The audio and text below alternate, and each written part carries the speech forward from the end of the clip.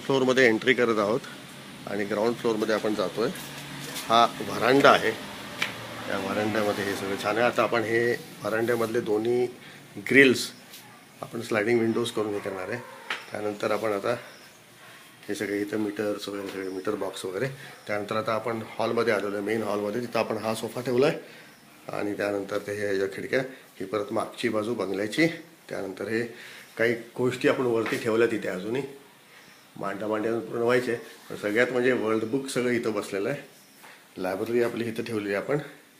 आणि हे छानपैकी आपलं लिव्हिंग रूम आहे. त्यानंतर मी आता बेडरूममध्ये येतो आहे. बेडरूममध्ये आपलं जुनं कपाट जे ह्याला होतं ते इथं पडलेलं आहे. ह्या अशा दोन खिडक्या आहेत छान इकडच्या बाजूला.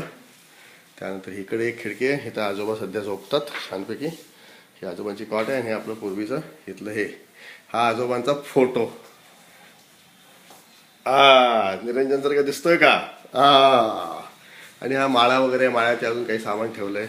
त्यानंतर मी आता किचनमध्ये चाललो. इकडं मधला आपला हे आहे, ही मागची बाजू आहे बंगल्याची.